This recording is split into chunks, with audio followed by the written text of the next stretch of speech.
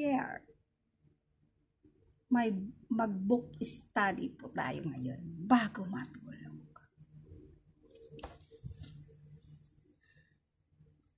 Nakakaputi pala, no? Story. Basta tayo ng story.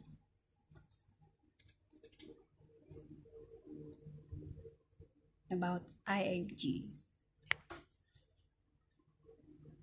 Hello, FB world.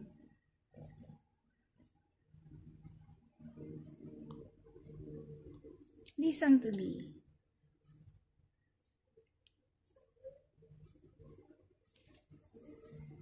Huwag tumingin sa panlabas na nyo.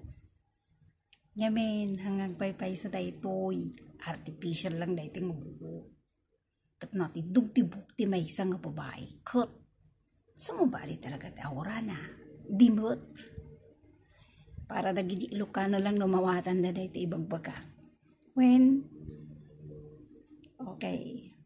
1, 2, 1, 2, 3, 4, 5, 6, 7, 8, 9, 10. Counting in Chinese.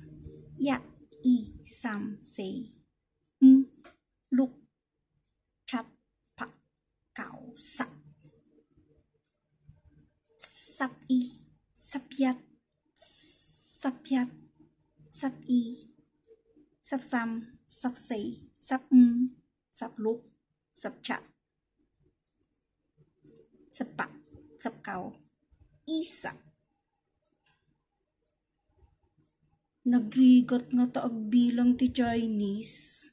Sino ti naka-encounter? Di training center di ag-training bago umay di ti Hong Kong. Dagiti padak nga kunyang. Di ba? Makigtut ka pa eh. Pagbilangan da ka ti up to 100 o up to 1,000. O sige man, padasan nyo man nagbilang ti 1, 2, 3 nga Cantonese. Mabigla ka kat ag-nervyos ka pa eh. Muna di trinor kat nakaungot pa eh. Danas ko dahil ta pero kailangan na matuto tayo nga sa ti Chinese. Tangamin, agtrabaho tayo ti Hong Kong kat mostly kat Chinese ti pagsasauda, kat lalalo ti alagam kat lakay kumbakot. Karamihan di dapay amog sa ti English, pero nawais talaga ti Pilipino. Abay. Nalaing na nga catch up. Orean niya nga dialect, orean niya nga language, kayang-kaya. Talaga nga talented talaga ti Pilipino.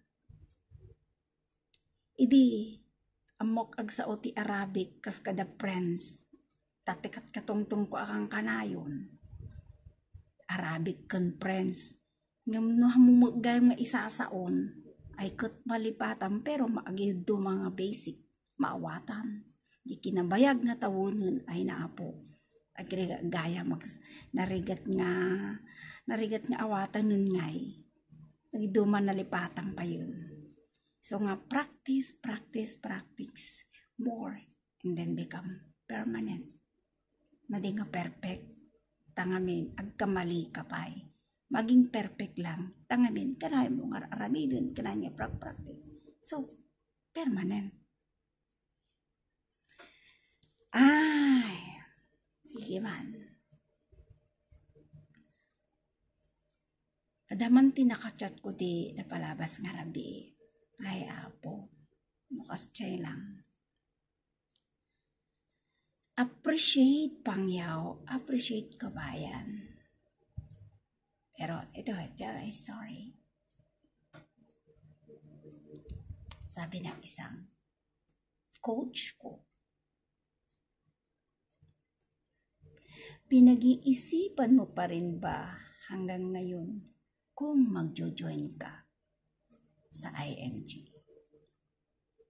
Okay lang, pag-isipan, huwag mong tagalan. Sayang ang mga araw na lumilipas na nakapag-start ka na sana ng iyong investment sa stock market o mutual fund. Sayang na nakakapag-build ka na ng iyong solid foundation.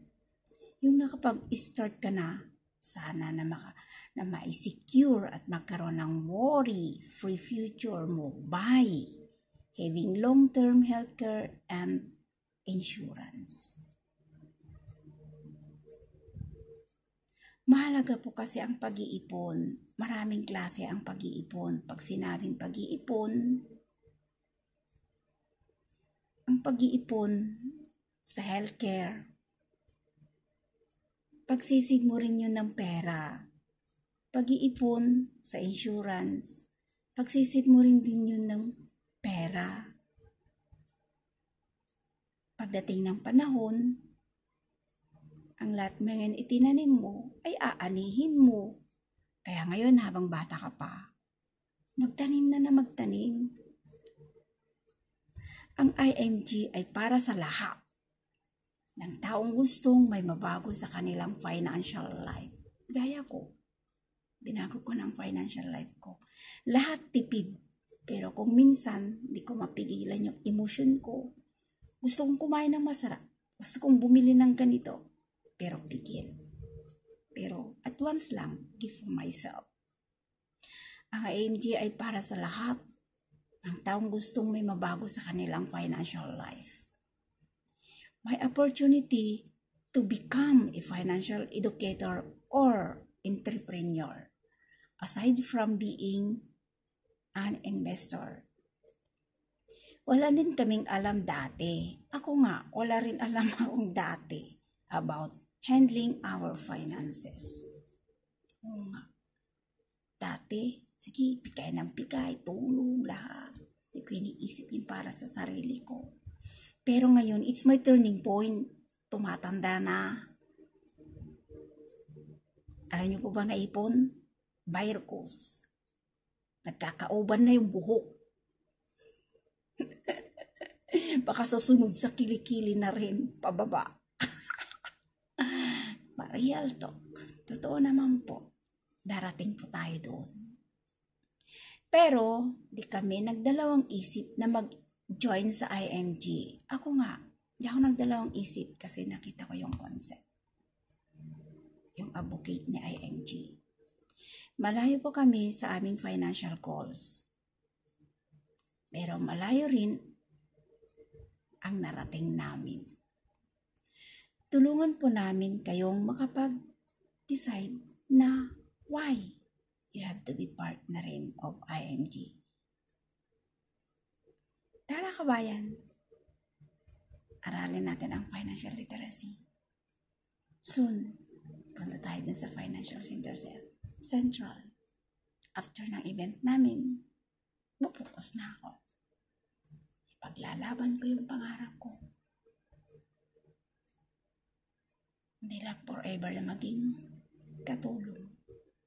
Ang hirap kaya, no? Forever ka maging katulong pag uwi mo sa Pilipinas.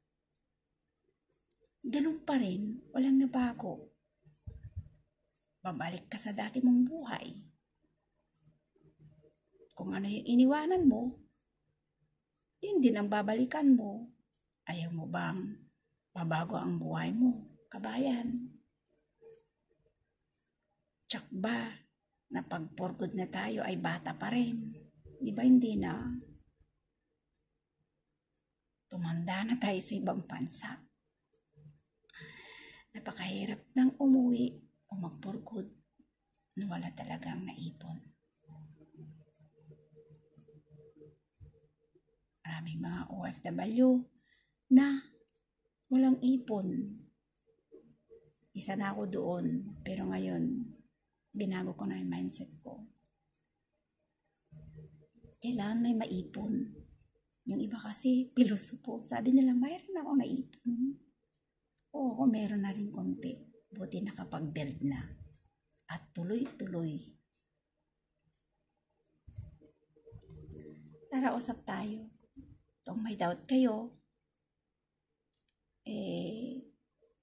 search na lang po sa Google or sama po kayo sa akin.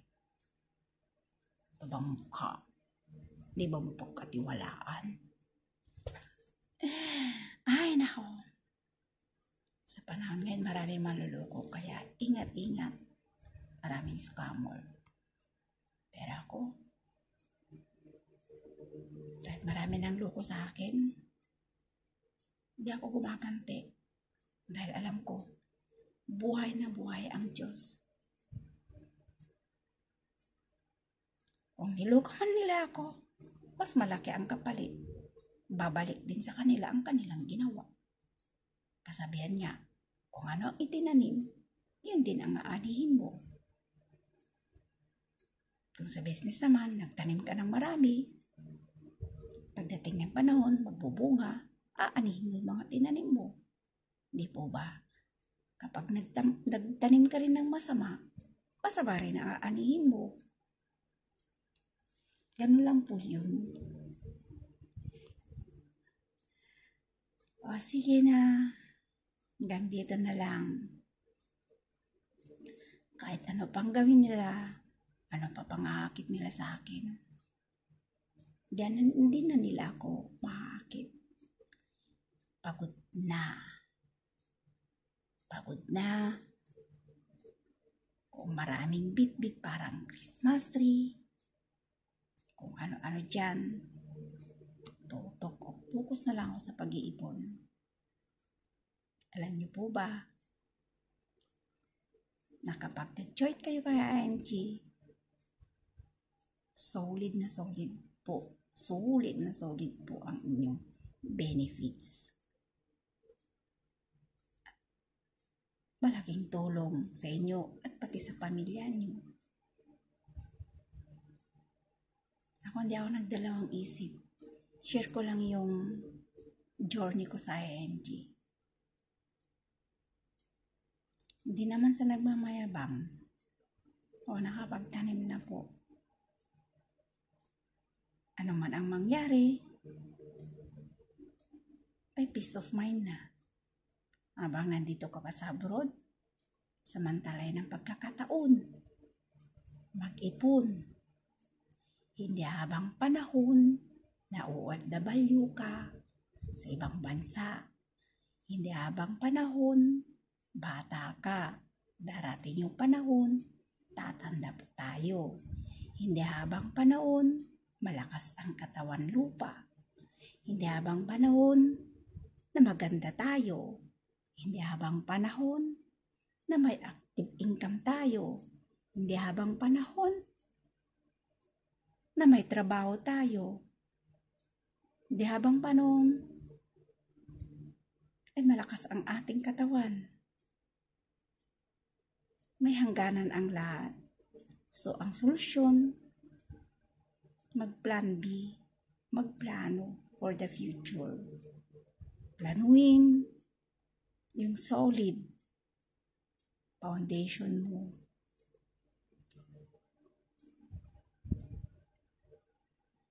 At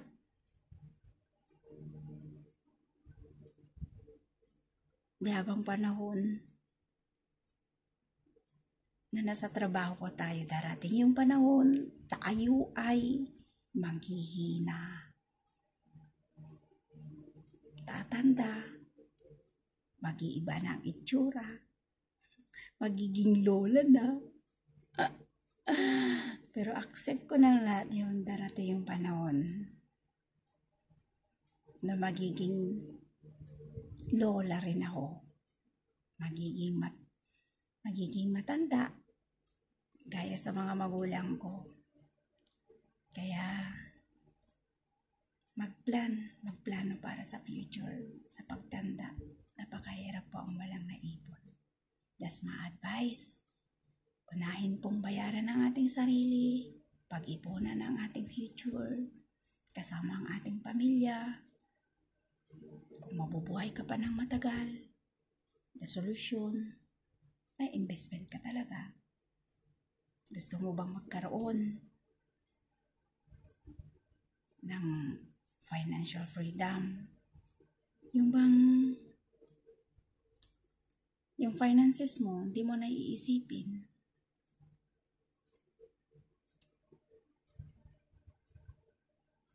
Yun, investment.